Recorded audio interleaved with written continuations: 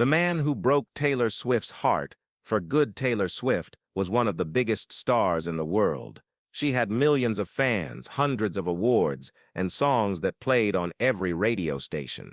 But even though she had everything, she still felt something was missing. She was known for writing songs about her past relationships, songs like Back to December, All Too Well, and We Are Never Ever Getting Back Together. Fans loved how honest and emotional her music was.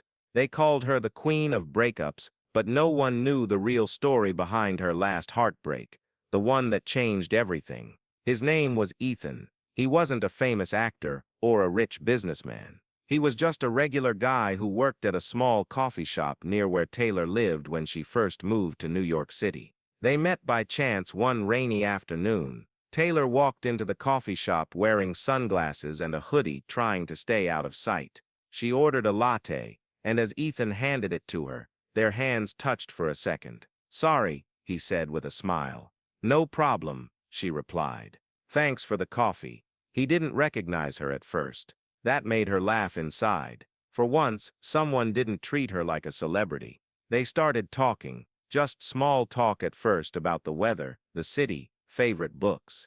But soon, they began meeting more often, sometimes for coffee, sometimes for long walks through Central Park. Ethan was kind, funny, and not impressed by fame. He treated Taylor like a normal person, and that made her feel safe. For months, they were happy. Taylor wrote some of her most personal songs during that time. Songs filled with love, joy, and hope.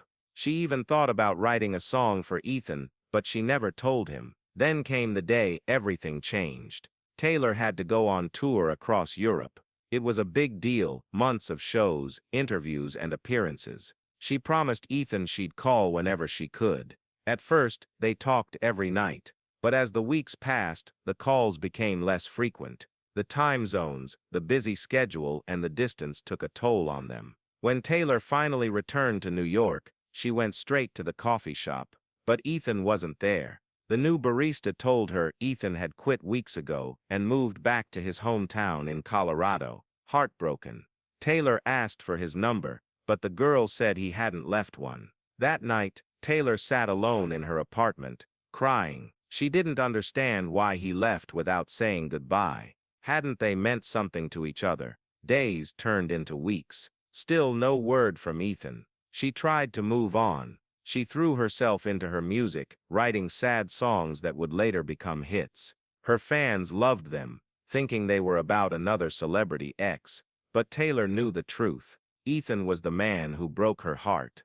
For good, years passed. Taylor was now older, wiser, and still making music. One day, while cleaning out an old box, she found a letter tucked between some photos. It was addressed to her, from Ethan. She opened it carefully. "Dear Taylor, I'm sorry I left without saying goodbye. I didn't know how else to do it. You are amazing. You're talented, beautiful, and deserve the best life has to offer. But being with you meant living in the spotlight.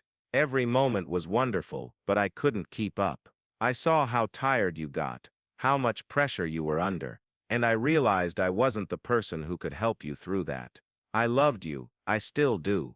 But loving someone doesn't always mean staying with them. Sometimes it means letting them go so they can be who they're meant to be. I hope you found happiness. I hope this letter finds you smiling. Always yours, Ethan." Tears rolled down Taylor's cheeks. She had been angry at him for years, thinking he didn't care, but now she understood. He had let her go because he loved her.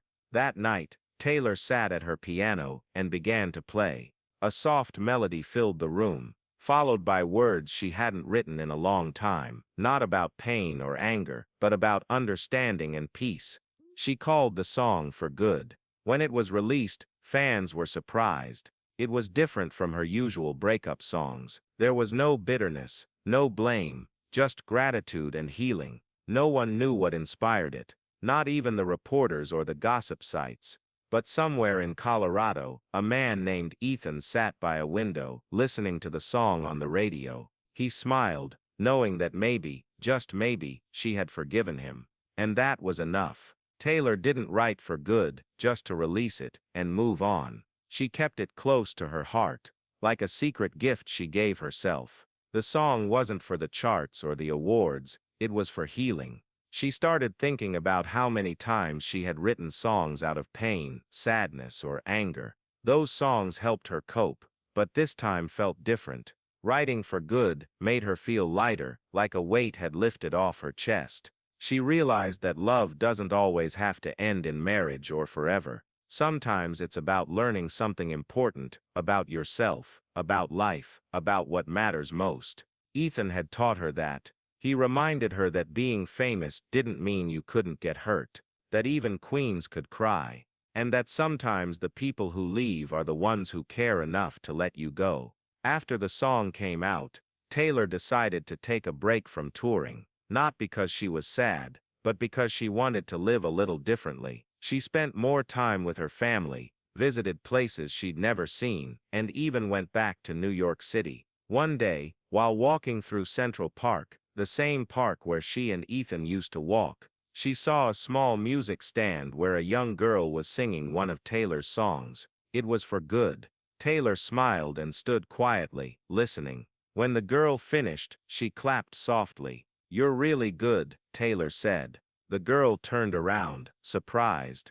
"Oh my gosh, you're Taylor Swift." Taylor laughed, guilty. "I love your song for good," the girl said. "It helps me feel better when I'm sad." Taylor's eyes softened. "That means a lot to me." As she walked away, she thought about how powerful music could be, not just for her, but for everyone who listened. It wasn't just about fame or money. It was about connection, about sharing feelings, and helping others feel less alone. Back home, Taylor sat at her piano again. This time she didn't write a breakup song, or a sad one. She wrote a song about growth, change, and finding peace. Maybe she'd share it one day, maybe not. But either way, she knew one thing: her heart was finally whole. A few months later, Taylor got an email from a familiar name.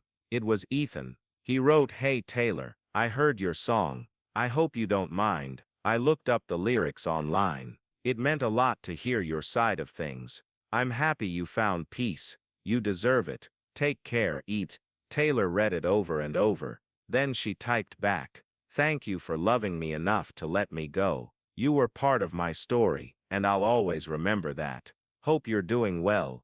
Say." She sent it without expecting a reply. And though they never met again, she knew their story had ended the way it was supposed to, not with anger, not with regret, but with love and letting go. Taylor Swift had always worn her heart on her sleeve. Through every song, every album, every word she wrote, she shared her feelings with the world. And like everyone else, she had been hurt, especially by one person no one even knew about. Ethan was just a guy from a coffee shop, but to Taylor, he was something real in a life that often felt fake. He didn't care about her fame. He saw her, not the spotlight. That made their time together special. When he left without saying goodbye, Taylor was crushed. She thought he didn't care. She wrote songs filled with sadness and pain. Fans loved them, but for Taylor, they were reminders of a love that ended too soon. Years later, she found his letter. His words changed everything. He hadn't left because he didn't love her. He left because he did.